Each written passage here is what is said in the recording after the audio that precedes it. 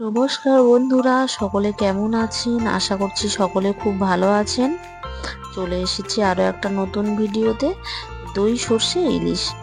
দেখো, প্রথমে আমি ইলিশ মাছগুলো ভালো করে ধুয়ে নিয়েছি।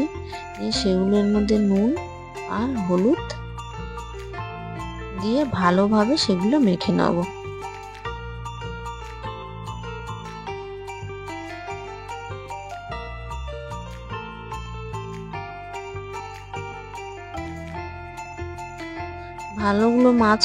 ভালোভাবে মাছগুলো এদিক ওদিক মেখে মাছগুলো রেখে এদিকে কড়াইতে সর্ষের তেল দিয়ে দেবো। কারণ ইলিশ মাছ সর্ষের তেলে ভাজা বা সর্ষের তেলে রান্না হলে বেশি ভালো লাগে। তেলের মধ্যে মাছগুলো ছেড়ে দেবো, দিয়ে সুন্দর করে সেগুলো ভেজে নেব।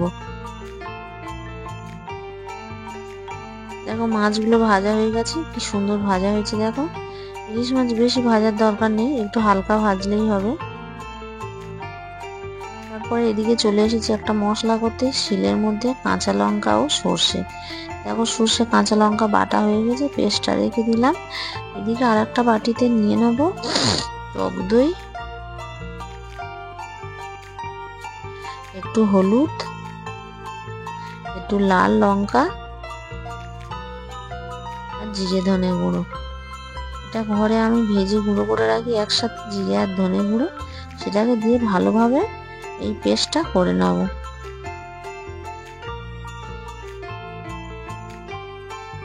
দেখো, পেস্টটা হয়ে গেছে, কি সুন্দর।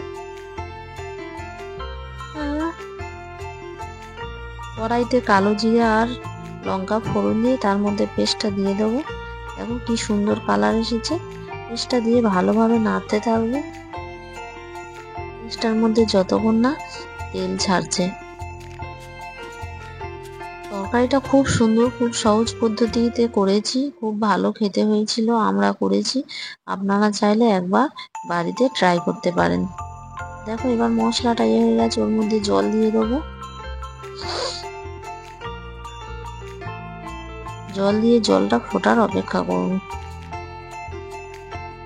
এদিকে সেই সর্ষে আর লঙ্কার পেস্টটা সেটা ছাঁকুনিতে ছেঁকে নেব।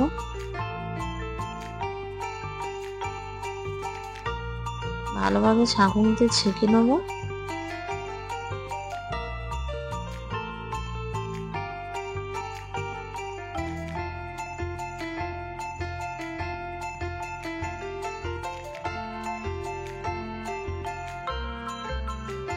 নিয়ে ওদিকে ঝোলটা ফুটে উঠেছে, ঝোলের মধ্যে মাছগুলো দিয়ে দেব, দিয়ে সর্ষের পেস্টটা দিয়ে দেব।